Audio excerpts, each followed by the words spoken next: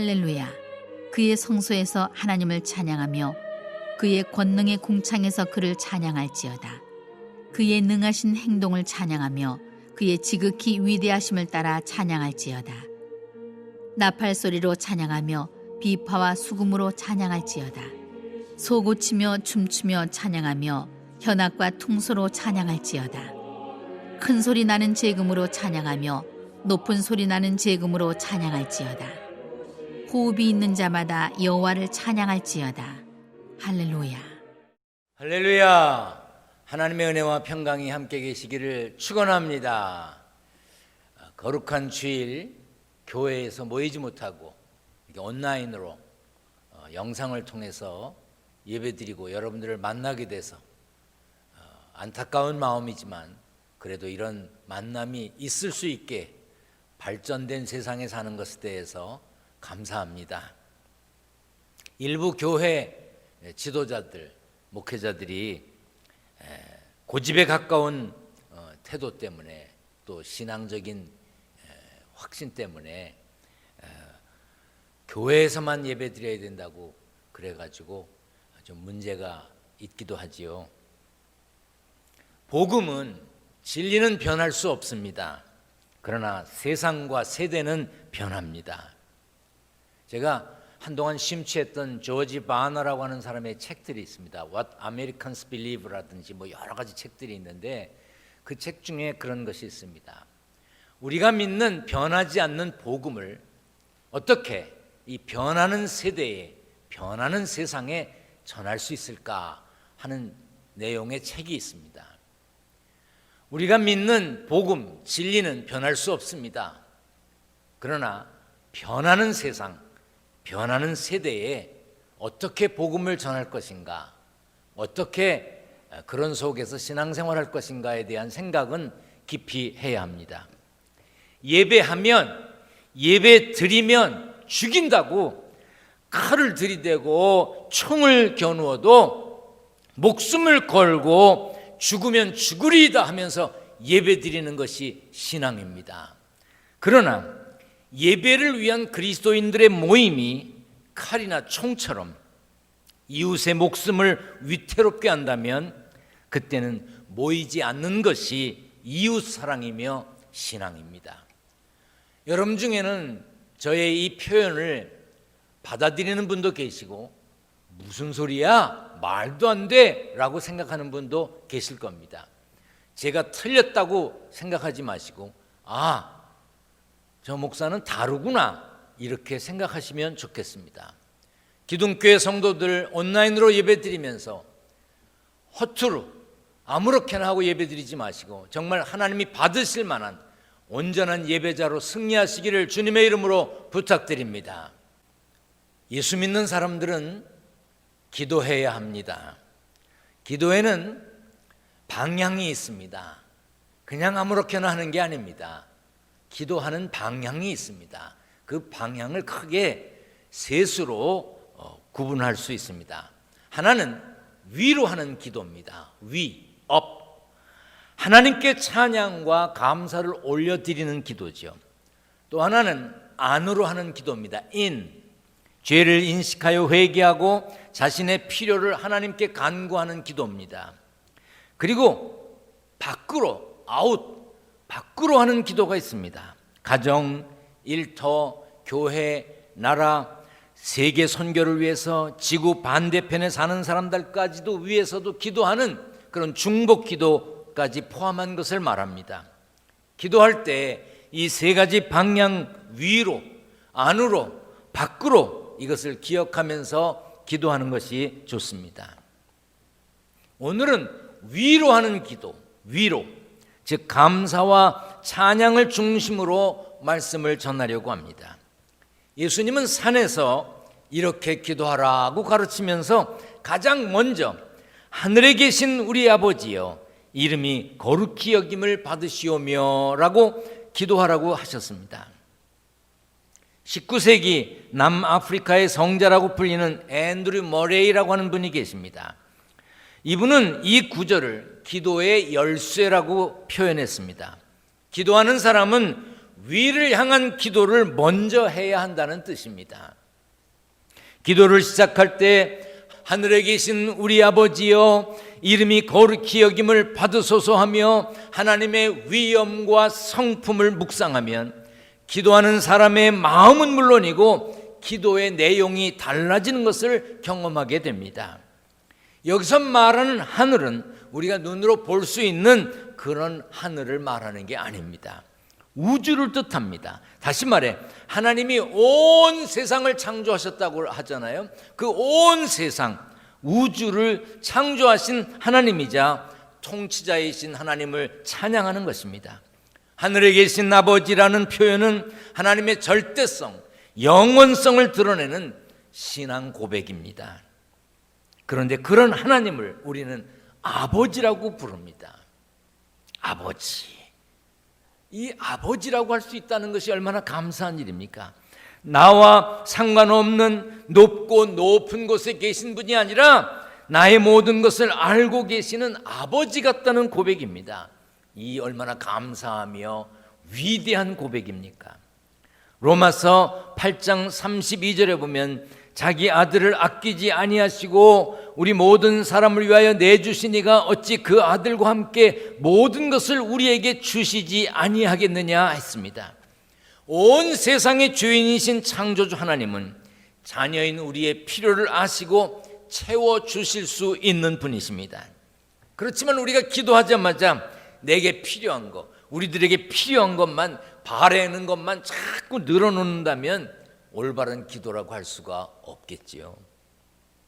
기도할 때 먼저 하나님이 내 아버지 되심을 묵상하고 하나님의 이름이 거룩히 여김을 받는 것이 첫 번째 기도 제목이 된다면 나의 긴급했던 요구사항, 나의 긴급했던 기도 제목, 그거 하나님 앞에서 아무것도 아님을 깨닫게 됩니다.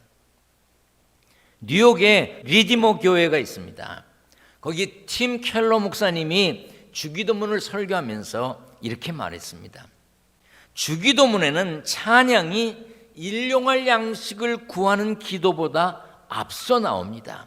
그래서 우리는 기도 제목을 들고 하나님 앞에 가기 전에 먼저 하나님이 어떤 분이신지 깊이 생각하는 넉넉한 시간을 가져야 한다고 했습니다. 그 설교를 들은 한 성도가 그 말씀을 마음에 품고 한 2주 정도 실천을 했습니다. 그리고 이렇게 고백했습니다.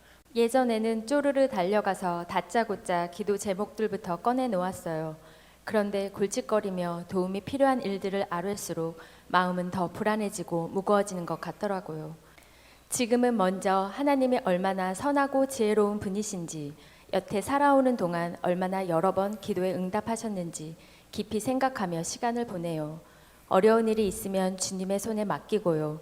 그랬더니 짐을 짊어지는 게 아니라 벗어버리는 느낌이 들었어요.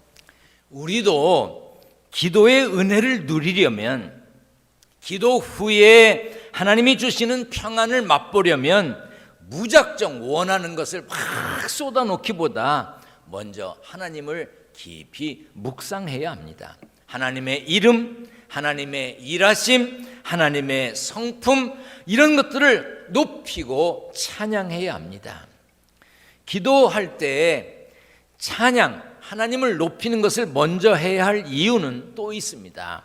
찬양은 영적으로 건강하게 해주기 때문입니다. 영국의 작가 C.S. 루이스는 시편을 읽다가 이런 생각을 했습니다. 자기 자신에 대해서 나는 고결하다, 똑똑하다, 나는 사랑스럽다, 나는 예쁘다, 나는 멋지다, 나는 최고다, 나는 잘났다, 이런 것을 계속 확인하고 싶어하는 사람이 있다면 그 사람은 분명히 미움받을 거라는 거예요. 그런 거 있죠.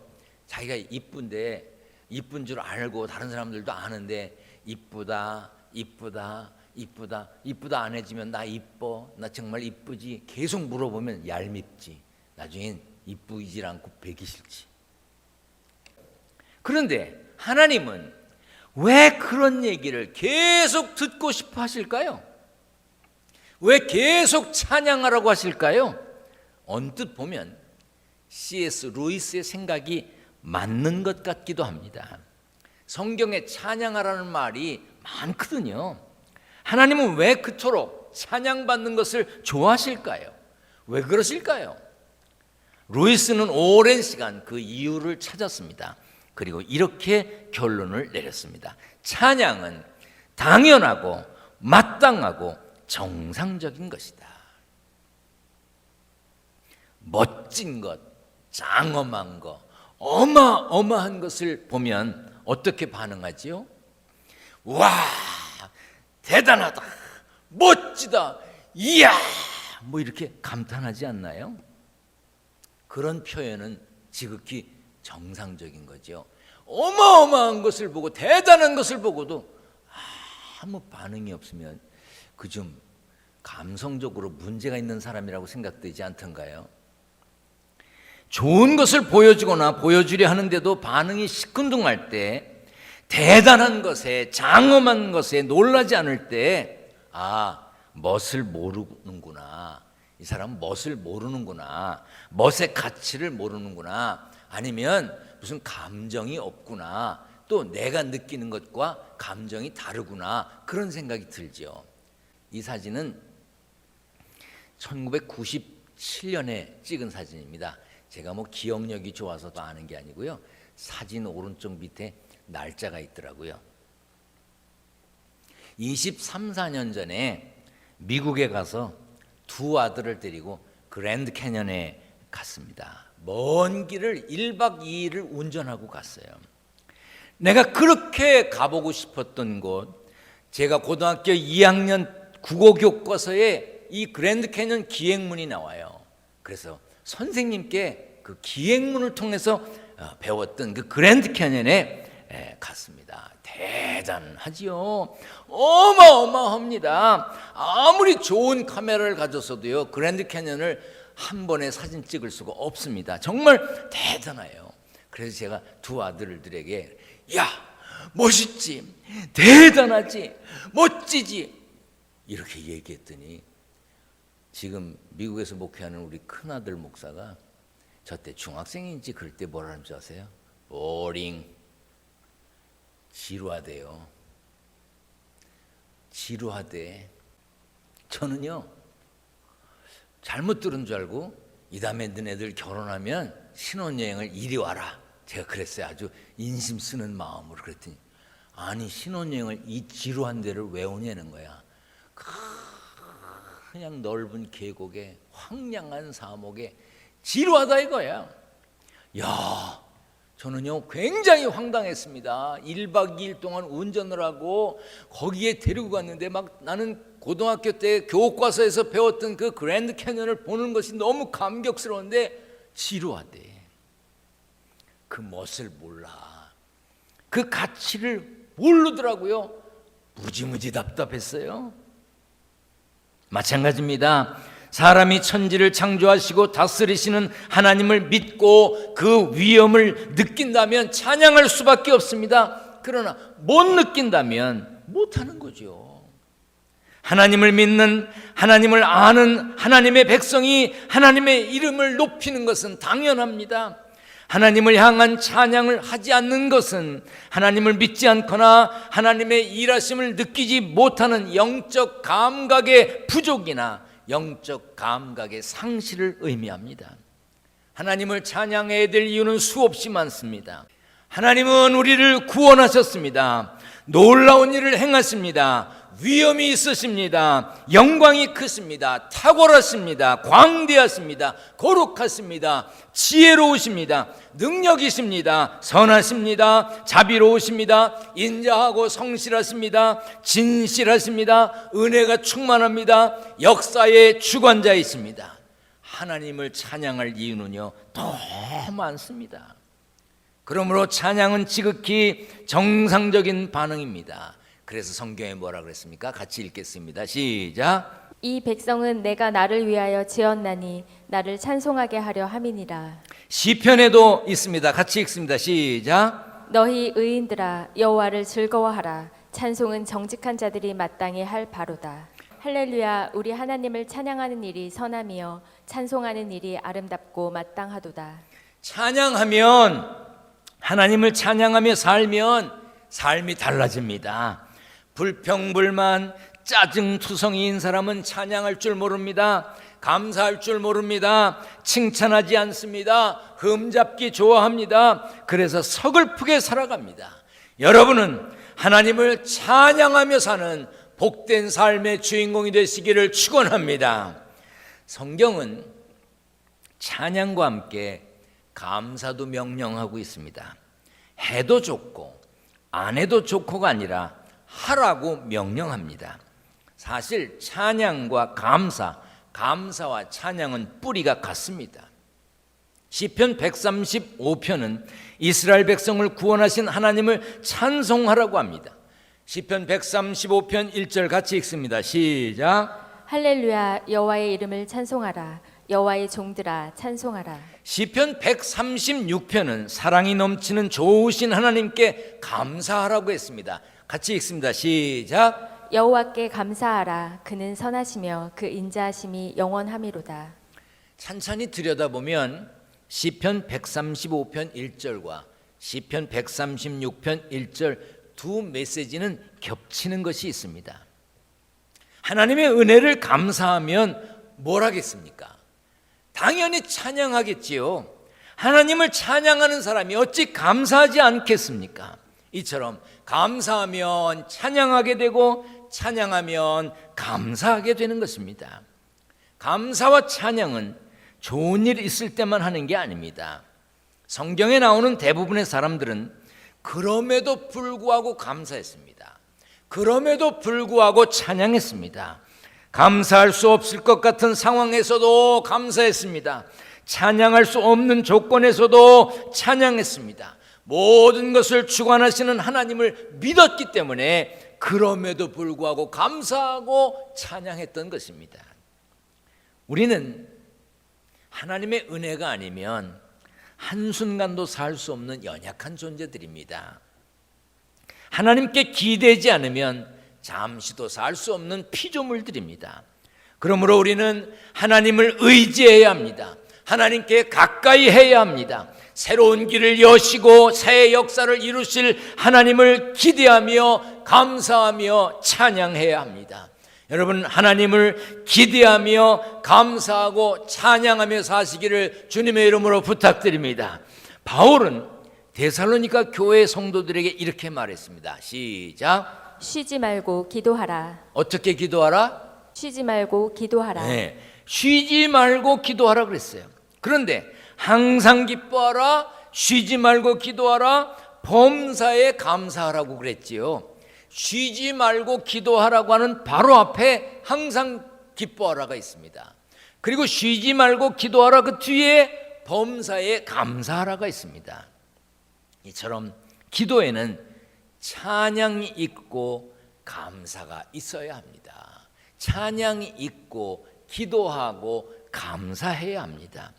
시편 100편 4절에 보면 하나님 앞에서 해야 할 것을 우리에게 가르쳐 줍니다. 같이 읽겠습니다. 시작. 감사함으로 그의 문에 들어가며 찬송함으로 그의 궁정에 들어가서 그에게 감사하며 그의 이름을 송축할지어다. 감사로 그의 문에 들어가고 찬송으로 그의 궁정에 들어가야 합니다. 그에게 감사하며 그의 이름을 송축해야 합니다. 그러므로 기도에는 감사와 찬양이 있어야 합니다. 포함되어야 합니다. 찬양이 감사가 우선되어야 합니다. 선지자 이사야는 우리가 올려야 될 감사와 찬양의 모범을 알려줬습니다. 같이 읽습니다. 시작. 주님은 나의 하나님이십니다. 내가 주님을 높이며 주님의 이름을 찬양하겠습니다. 주님께서는 놀라운 일들을 이루시고 예전에 세우신 계획대로 신실하고 진실하게 이루셨습니다. 우리도 이 말씀을 붙잡고 기도의 문을 열어야 합니다. 기도해야 합니다. 지금은 기도할 때입니다. 오늘 본문 시편 150편은 매 구절마다 찬양이 넘쳐납니다. 같이 읽습니다. 시작. 할렐루야, 그의 성소에서 하나님을 찬양하며 그의 권능의 궁창에서 그를 찬양할지어다. 그의 능하신 행동을 찬양하며 그의 지극히 위대하심을 따라 찬양할지어다. 나팔 소리로 찬양하며 비파와 수금으로 찬양할지어다. 소고치며 춤추어 찬양하며 현악과 퉁소로 찬양할지어다. 큰 소리 나는 재금으로 찬양하며 높은 소리 나는 재금으로 찬양할지어다. 호흡이 있는 자마다 여호와를 찬양할지어다. 할렐루야. 나팔, 비파, 수금 등 여러 가지 악기가 나옵니다. 악기를 동원하면 큰 소리가 날 수밖에 없지요. 세상 모든 잡소리보다 하나님을 찬양하는 소리가 커야 합니다. 6절에 보면 호흡이 있는 자마다, 숨 쉬고 있는 사람마다 찬양하라고 했습니다.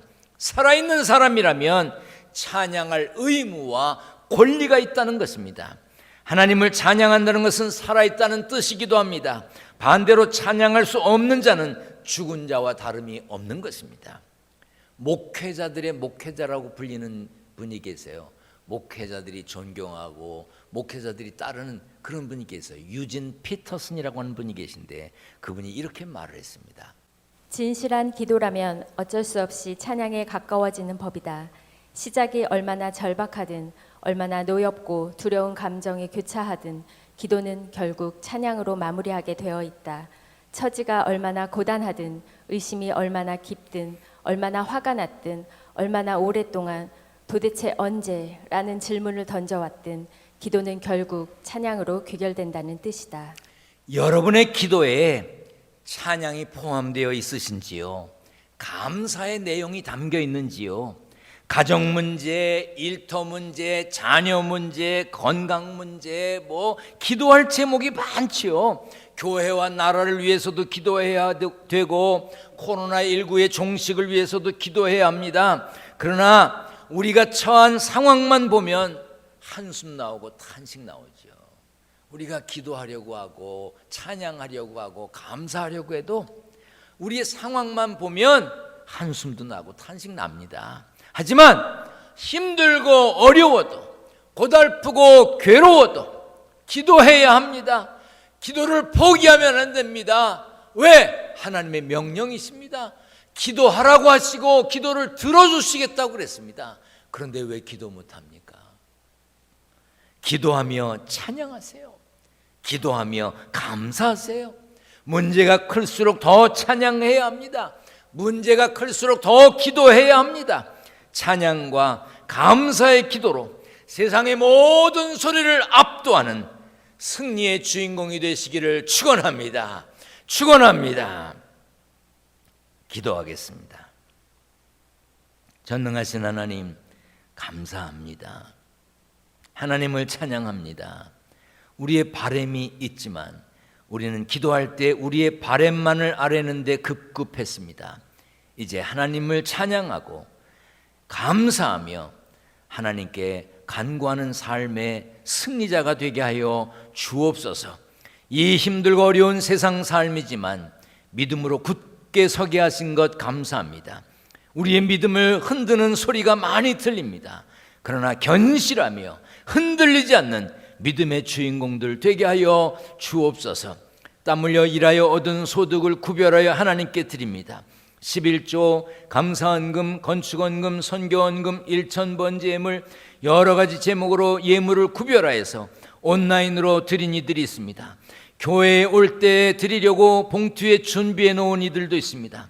하나님, 저들의 정성을 받으시고 축복하여 주시옵소서. 우리 주님 예수 그리스도의 이름으로 기도하옵나이다. 아멘.